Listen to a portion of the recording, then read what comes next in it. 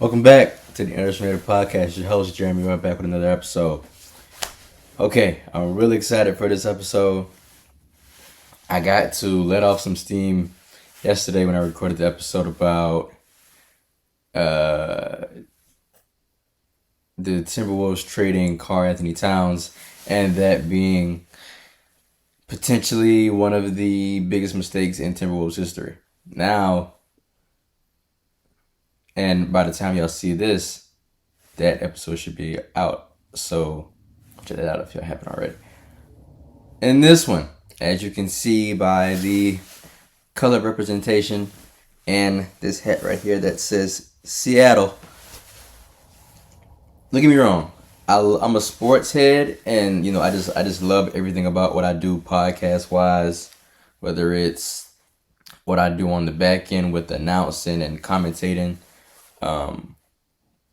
for the university, whatever. Like any chance I get to have in the sports media, broadcast, journalism realm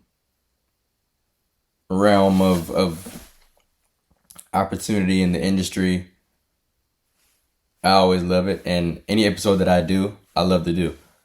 But it just always hits different when I'm talking about something that's more personal almost, I guess. So what I mean by that is, in terms of the NFL, like I have specific players that I gravitate towards, but from a team perspective, I am, I think, 10 years running. Yeah, I think this is the 11th year I'm a Seahawks fan. And if you're a day one on the pod, then you should know that because it's not my first time talking about the Seahawks. And here we are again. Right, so obviously it's about time for the Super Bowl. The Super Bowl is about a week away from tomorrow. I think tomorrow's the 1st of February, so a week from tomorrow. And actually, no, it's next Sunday.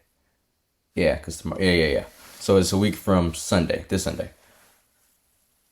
Obviously, the Seahawks are not the team representing the NFC in the Super Bowl. It is the Philadelphia Eagles. Not just that, but the Seahawks were not even a playoff team. Came very close.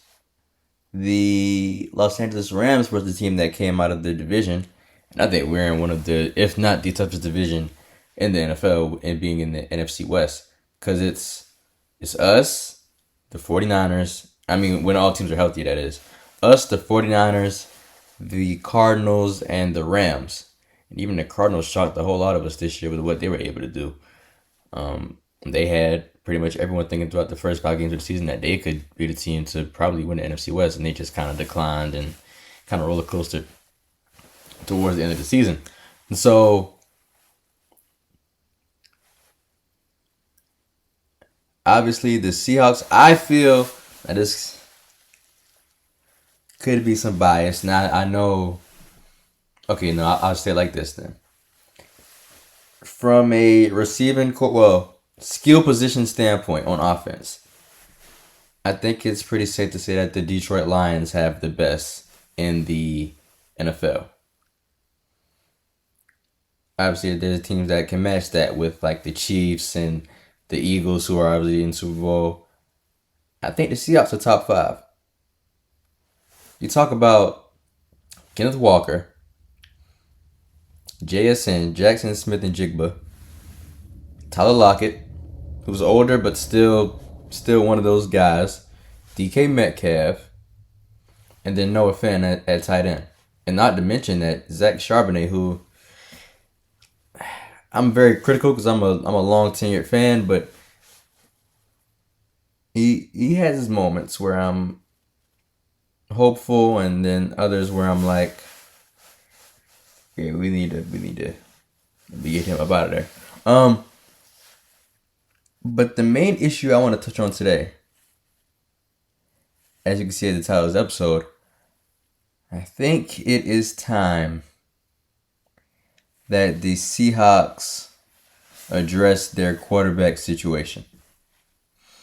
Geno Smith has been the quarterback the past couple of seasons as they have moved on from their guy for quite some time who won them a Super Bowl back in 2012 and Russell Wilson. Now, there are some people saying that keep Geno Smith for one more year, right? I'm not one of those people. Like, I get that Geno led the league in passing yards this season despite that horrible offensive line that we have currently, which I don't understand. But that needs to get addressed too. Like, it's not just Geno. Like, to have, like I said, lead the league in passing yards with that line that we have is pretty impressive. But I think if we were to move on, now is the time. Like, don't wait till next year. Because with the quarterback class coming out next year, like, we're not getting Arch Manning. Like, I don't think we're going to be that bad to be in the position to get Arch Manning. So, no.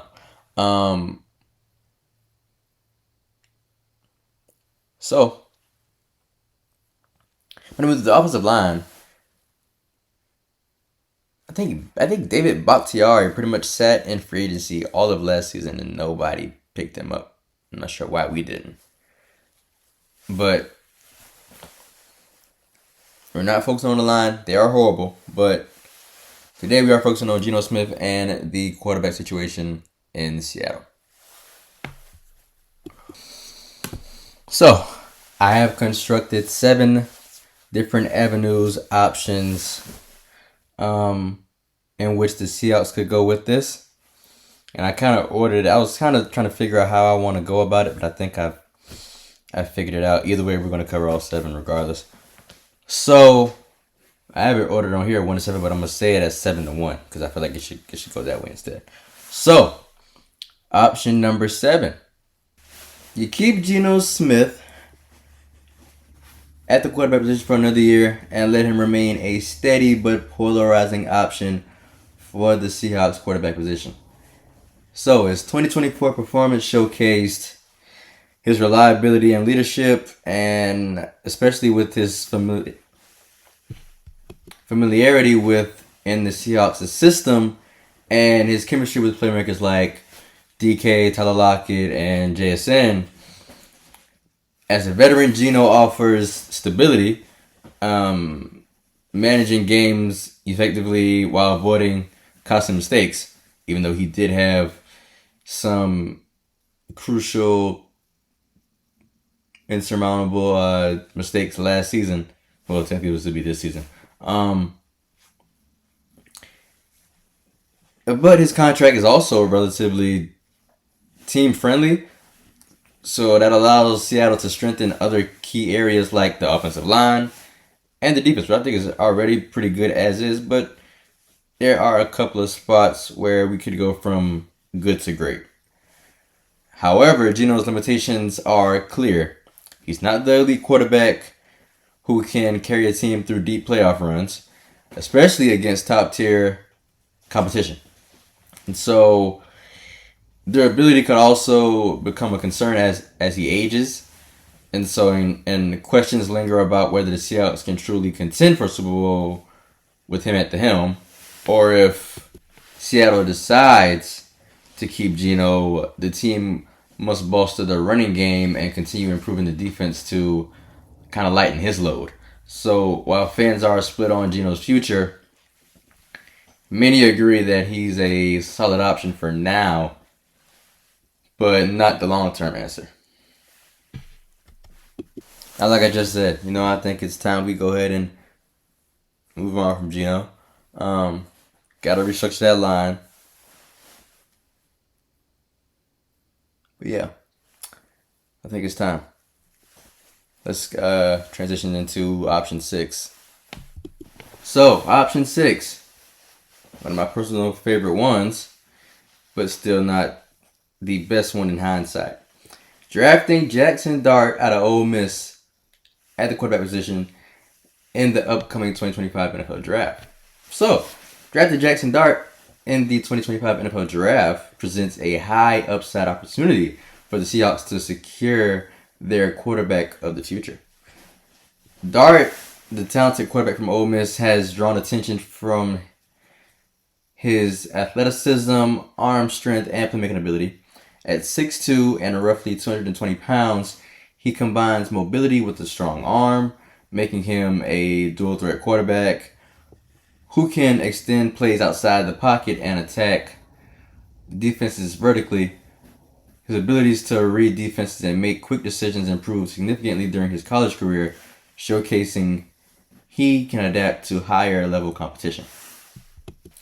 From a fit perspective, Dart could thrive in the Seahawks' system, which already features dynamic weapons like I mentioned earlier with DK, Tyler Lockett, and JSN. Pairing him with a strong supporting cast would ease his transition into the NFL and allow him to pretty much grow within the offense. His mobility could also help offset some of the issues caused by an offensive line that is still developing, right? But as he adapts at avoiding pressure and making plays on the run, it should smooth out eventually. However, there are risks associated with drafting Jackson Dart. Like any rookie quarterback, he would have a steep learning curve in NFL, while college tape also reveals moments of inconsistency, right? Particularly with accuracy under pressure and decision making in high stakes situations. The Seahawks would need to commit to a patient development plan, like using Geno, I guess, as a bridge quarterback while Dart adjusts to the pro level. So financially, drafting Dart makes sense. A rookie contract would allow the Seahawks to allocate resources that could go to other areas, such as bolstering the defense or improving the offensive line. It also gives them a long-term solution at quarterback if Dart reaches his potential. However, the Seahawks must weigh in on the cost of acquiring him in the draft. So if Dart drafts or projects to be that first-round draft pick that he is currently, Seattle may need to trade up depending on their draft position, which could mean sacrificing valuable picks in other rounds. Ultimately, drafting Dart could be a transformative move for the Seahawks, providing them a dynamic playmaker to lead the franchise into the future. But it comes down to the risk of the team, and which would be a clear plan, or what could be a clear plan for the reassurance of his success. Now, I'm just going to say it here. I think four rookie quarterbacks that I'm going to mention in this list here. Jackson Dart, far as the fit, the scheme, and just the overall grand scheme of him being a Seahawk, I like it. That's a top two thing. Him and someone else that I won't get into just yet. A lot of these guys you have to think about, and I know this is a very vague statement to say, but where they're going, right? Like, we've seen in the history of sports that when guys go to situations that they don't like or don't want to be at, you don't get the best out of them, right? I can feel and not only see Jackson Dart being a Seahawk. I believe we have the 18th pick in this year's draft, which I honestly think we could get Jackson Dart with that 18th pick. I don't see him. Maybe he's top 15. But let me make sure that we have the 18th pick first. Now, I do have quite a bone to pick with Jackson Dart because he absolutely annihilated my hometown South Carolina Gamecocks when we played this year. But that's behind us now. It's cool. Whatever. But like I was just saying about him being in the draft, he's ranked as on most boards the number 3 quarterback behind Cam Ward and Shador, and rightfully so. Um, I just like the fit of him being in Seattle. I think he would like to be in Seattle. Like, I think it's a perfect, great fit for him with all things considered. So, how about we dive into option number 5? Hey, yes, it is confirmed that we do have the 18th pick, and according to what I was seeing, that in most mock drafts he will definitely be there at 18 for the select. But most of the mock drafts that I see, and rightfully so, they have a selecting a O lineman. So we'll see what happens. But I think we need to get a quarterback at some point. But with this option number 5, a very interesting one. Um, one of the, I think it's safe to say, underdogs in this draft. What if the Seahawks drafted Jalen Milroe in the upcoming 2025 NFL draft? Now, drafting Jalen Milroe would be a bold move for the Seahawks, as he offers a unique combination of athleticism and raw potential. The Alabama quarterback is known for his elite speed, physicality, and ability to create explosive plays both as a passer and a runner. At 6'2" and around 220 pounds, Milroe is built like a running back but has the arm strength to stretch the field vertically, making him a dangerous dual threat option. His athleticism would immediately bring a new dynamic to the Seahawks' offense, especially with playmakers like DK and Tyler Lockett, who thrive on big plays.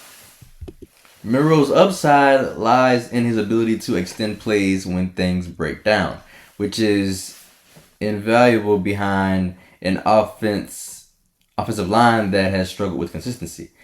His rushing ability would also add a new dimension to Seattle's offense, forcing defenses to account for his legs and opening up opportunities for the running backs and receivers. Additionally, Milroe has shown flashes of brilliance in big games, demonstrating poise and an ability to rise to the occasion. However, there are significant risks in drafting Jalen Milroe as well. While he has a strong arm, his accuracy and decision making have been inconsistent at times. He tends to rely on his athleticism to bail him out of difficult situations rather than just trusting his progressions, which could lead to turnovers or stalled drives at the NFL level. Developing Milroe into a polished NFL quarterback will require a patient coaching staff who is willing to build a system around his strengths while relishing and refining his mechanics and mental processing. The Seahawks would also need to consider where Milroe would likely be drafted. If he's projected to be a second or third round pick, he could be a steal for Seattle, allowing them to address other needs in the first round. But if his stock rises into the first round, the Seahawks might need to weigh in on the cost of selecting him over their pressing needs like strengthening the defense or offensive line. If Seattle drafts Milroe, pairing him with Geno Smith as a bridge quarterback would give him time to develop while the team remains competitive. Milroe's dual threat capabilities could eventually make him a game changer, but it's a gamble potential rather than proven production. The Seattle Seahawks would need to fully commit to tailoring their offense to Milroe's strengths to maximize his success in the NFL. And now that I think about it, if we were to draft Jalen or Jackson and let them sit behind Geno for a year, I'm not totally opposed to that. Because obviously I'm just gonna be real here. Sam Howell in it. I thought he was for a second. Like I had faith, and then I remember it was the game against was it the Rams? I think Gino got hurt, and they had to throw Sam Howell in there for a couple of plays, and he just absolutely stuck up the joint. Um, but anyway, how about we hop into option number 4, which is a very probably the most interesting one here. I think out of these 7 options, being drafting Dylan Gabriel in the upcoming 2025 NFL Draft.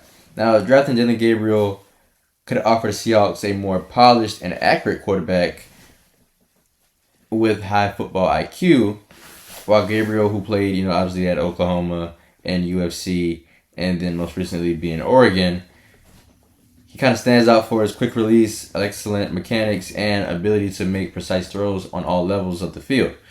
At 6 foot and 190 pounds, Gabriel isn't the most physically imposing quarterback, but he is compensated for that with the exceptional decision making and an ability to quickly make reads on the defensive side of the ball.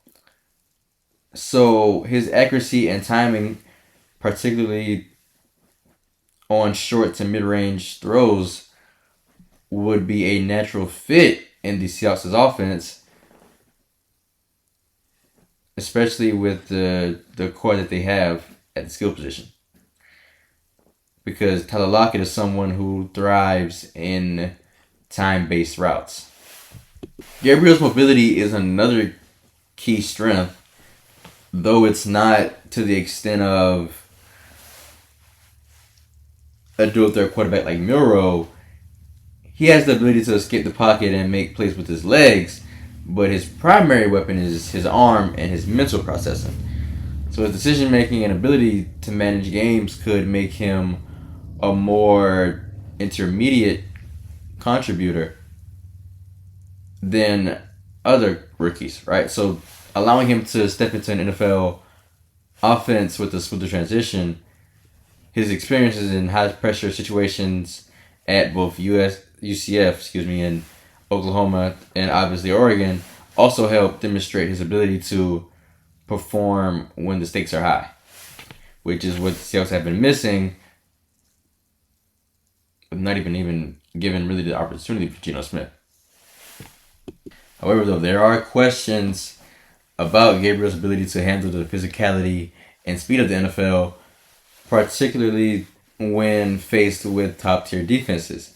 His frame could struggle against NFL pass rushers, and while he's been good at avoiding sacks in college, the NFL presents a significantly tougher challenge in this area. Additionally, Gabriel's arm strength, while solid, is not elite, which may limit his ability to make some of the deeper throws required at the pro level. As a result, he may need to be given more time to develop his arm strength further and adapt to the increased speed of the game. From a draft perspective, Gabriel could be a available option in the 2nd or 3rd round, making him an appealing option for the Seahawks if they're looking to invest in a future starter without committing a top pick. With a refined skill set compared to some of the other quarterbacks in the draft, Gabriel could step in as a potential starter in the right system, especially with a year of development under Geno Smith. Overall, drafting Dylan Gabriel would give the Seahawks a steady, cerebral quarterback who could eventually take the reins if the team invests in his development. So with the right coaching, obviously, and a supporting cast, Gabriel could be an ideal fit in the long term, but the team would need to be patient, so to speak, and work on maximizing his physical tools while leveraging his natural accuracy and leadership. Now, in terms of Dylan Gabriel, me personally, I don't understand the hype. I think he would be okay as a Seahawks quarterback because I feel like he's one of those. Okay, I'll put it like this. You know that controversial take that Cam Newton made months ago, last year when he was talking about the difference between game managers and game changers. Dylan Gabriel is what I would deem as a game manager. Meaning that if you give him solidified dogs in the wide receiver, tight end, and running back spot, he can give you enough to manage the game with fluidity, right? So when you have someone like Tyler Lockett, DK Metcalf, JSN, Noah Fant, K9, he could make that offense go from good to great, right? Like I said, that line is, yeah, you got to obviously factor in the line with all of these guys. And he's one of the more smaller guys out of all the options I've named so far. So it's very crucial and critical to think how many of those blows he could take as time progresses. And not that this matters, but he's left-handed. And I always thought that left-handed athletes, especially quarterbacks, are always interesting people. But anyway, let's get into option number 3. Now I know I just kind of grilled Sam Howell earlier, but option number 3. What if, hypothetically speaking, the Seattle Seahawks gave backup quarterback currently Sam Howell the keys to the offense for a full tenured season, right? So obviously giving backup quarterback Sam Howell the keys to the offense would be a bold and potentially rewarding move for the Seahawks, particularly if they are looking for a cost-effective young quarterback with upside. Howell, who played at North Carolina, has shown flashes of his potential as a starter in the NFL. At 6'1", 218 pounds, Howell has a solid build for his position, and he's known for his strong arm. Not to also mention that he's quite mobile and has the ability to make all the necessary throws. He excels in deep ball accuracy and has the vision to lead an offense downfield with confidence. The primary advantage of turning to Sam Howell is his ability to stretch the field, something that could play well with the Seahawks' current offensive weapons. And Howell's natural ability to create big plays could open up spaces for Seattle's receiving corps. And so his ability to be mobile would also add an extra layer of complexity to the offense, allowing him to evade pressure and make plays outside of the pocket, which would be a useful asset, especially behind a improving offensive line. But however, Sam Howell is still a largely unproven commodity, and starting him would come with inherent risk. His ability, like I said, to make all the throws, but he has limited experience. So that primarily in a backup role leaves questions about his ability to handle full-time starter responsibilities in Seattle, right? So though he showed promise and limited action with the Washington Commanders, including a solid performance in Week 18 of the 2022 season, Howell has yet to face the level of consistency and complexity he would encounter over a full NFL season.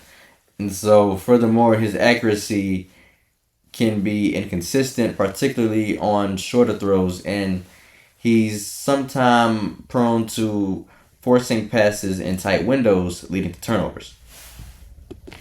If the Seahawks decide to go with Howell, they will likely need to invest in a strong offensive line to give him an adequate protection and reduce the pressure on him to carry the team early in his starting career.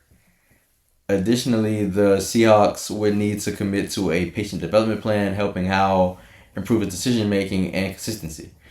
If they decide to use Howell as a starter, a strong supporting cast and good coaching would be crucial to his success.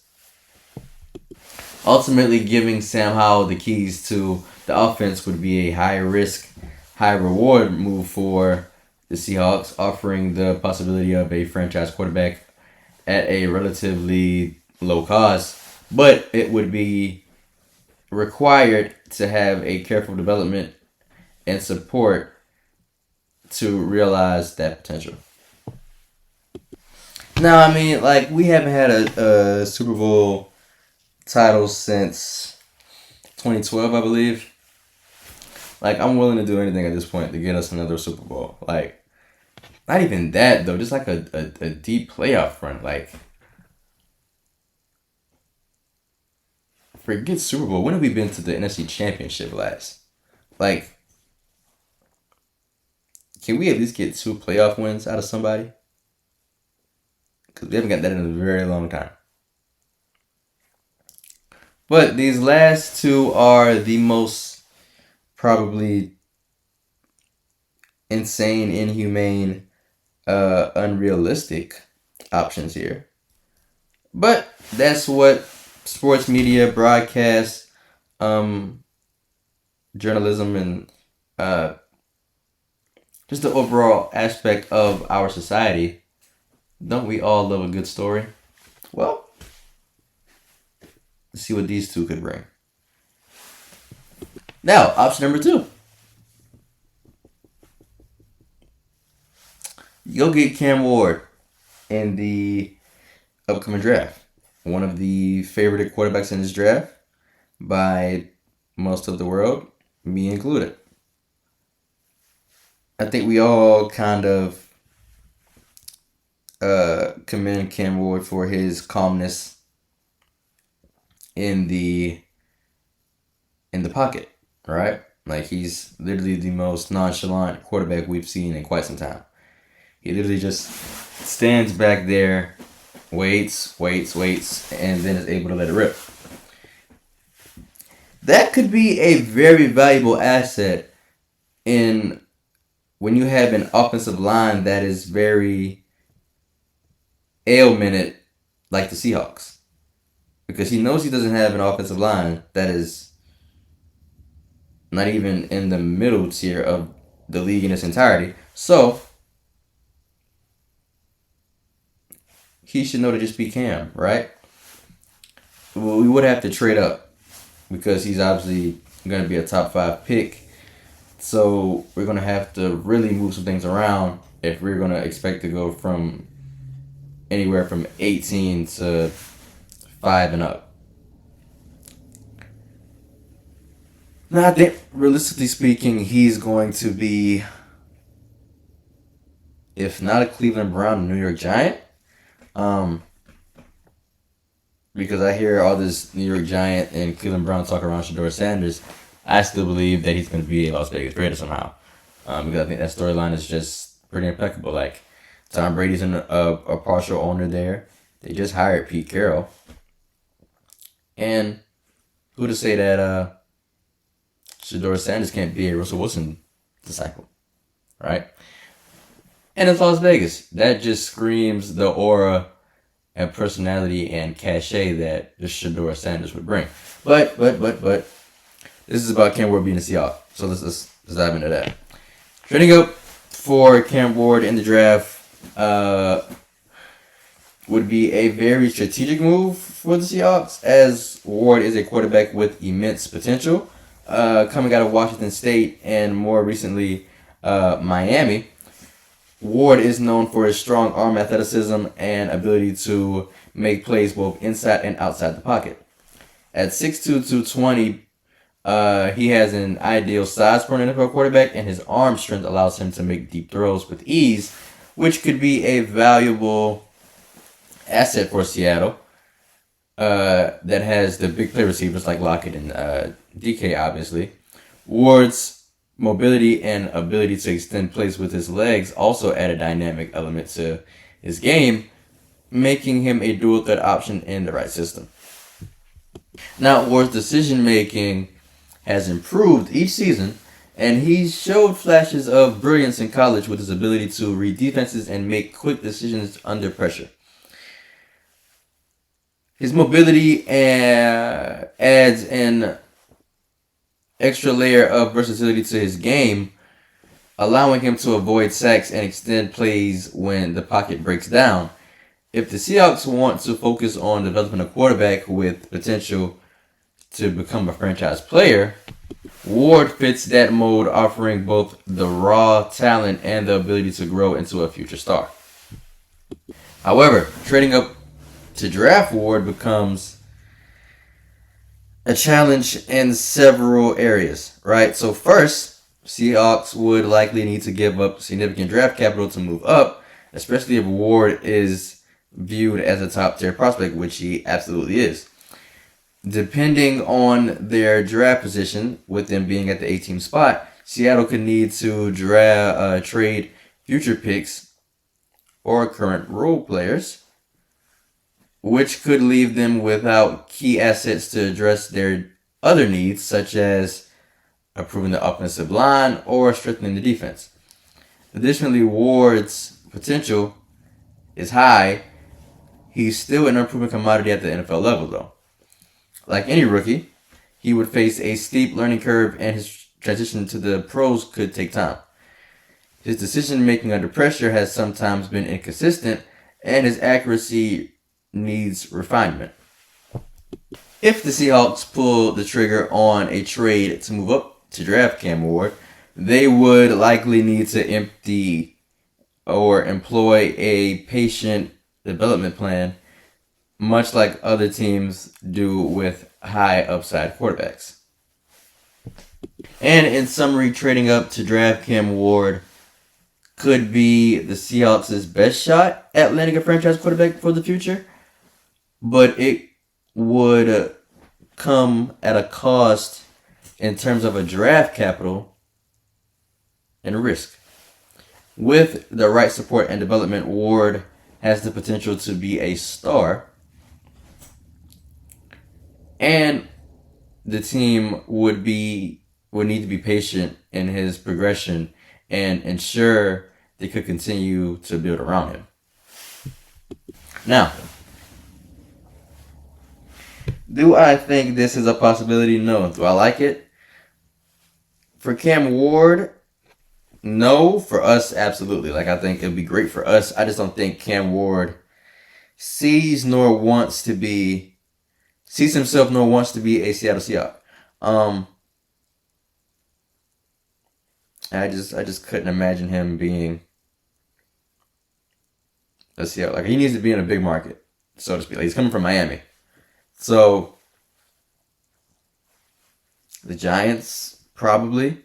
Him and Malik Neighbors as a tandem, I think, is pretty elite, or could be pretty elite for years to come. But, although Cam is great, and I've seen a lot of people, more specifically today, when I was watching First Take this morning, a lot of people think that Cam Ward is the best quarterback in this draft. But how about we dive into the number one option I have here, which is the most insane and the most opportunistic option out of the realm of possibility. But option one, right? What if Shedeur Sanders was holding his wrist up in Seattle, Washington, in the event that the Seahawks trade up in the draft to draft Shedeur Sanders? Now, drafting Shedeur Sanders would be a high-profile move for the Seahawks, and it could provide them with the opportunity to secure a quarterback with the tremendous upside. Shador, the standout quarterback from Colorado, has shown a blend of poise, accuracy, and playmaking ability that could immediately translate to success at the NFL level. The son of NFL Hall of Famer primetime Deion Sanders, Shador has grown up in a football family and has shown maturity and leadership well beyond his years. At 6'2", 215, he has good size for his position, and his quick release and impressive accuracy make him a promising prospect. One of Shador's greatest strengths is his ability to read defenses and deliver the ball on time, whether it's in short, quick throws or deep down the field. His footwork, decision making, and ability to manage the game have all been key to his success at Colorado, where he played in a pass-heavy offense that showcased his ability to make complex throws in a high-pressure environment. His poise under pressure and calm demeanor in clutch situations suggest he could thrive in the NFL, where quick thinking and leadership are paramount. Shador also has the athleticism to extend plays when needed, though his primary strength in his ability to make precise throws from the pocket rather than his scrambling ability. His leadership and ability to manage an offense would be an asset for the Seahawks, who need a quarterback capable of taking command and driving the team down the field. So, given Seattle's playmakers, Shador would have the weapons at his disposal to quickly make an impact. However, there are some considerable risks of drafting Shador Sanders. Like any high-profile quarterback, there are concerns about his game and how it will transition to the NFL. While he has excelled in college, particularly in the Pac-12, the NFL presents a whole new level of competition, and his ability to perform against top-tier defenses remains to be fully tested. He also played in an offense that was tailored to his strengths, so that would require some adjustment at the next level. There will likely be growing pains, and Seattle would need to commit to developing Shador into a more complete NFL quarterback. From the perspective in which the draft is concerned, trading up to draft Shador Sanders would likely require significant assets. The Seahawks would need to move up in the first round, which could involve sacrificing multiple picks or key players depending on their current draft position, which them being obviously 18. This trade would be an all-in move to secure a potential franchise quarterback, but it comes with the risk of depleting their draft capital for other roster needs. Financially, drafting Shador would tie the team to a rookie quarterback contract, which is more favorable compared to paying for a veteran signal caller. So, however, the high-profile nature of the move could put significant pressure on the team, especially if Shador struggles early in his career.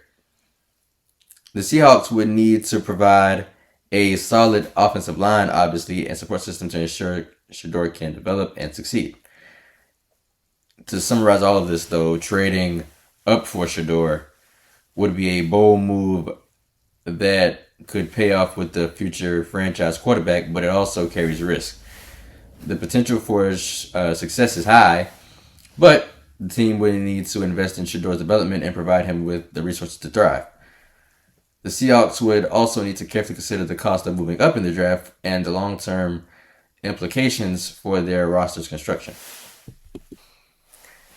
So, I don't think Shador the Seahawks is crazy. I say that because, like I said, I could see him being another Russell Wilson disciple. Like, it's crazy to think, right? With us being 18, and obviously having to move up to like top 3. But like, I could see Shador as a Seahawk, believe it or not. Like it's a thing where I wouldn't be surprised whether he is or isn't type thing. Like I don't know. I Those are just all the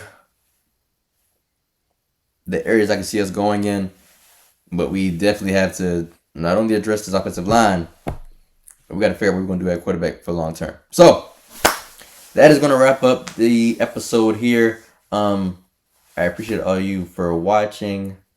Always remember, don't underestimate, appreciate. Don't forget to like, comment, share, and subscribe. And well, that is it for me. Y'all have a great rest of y'all's Friday. Peace. Gone.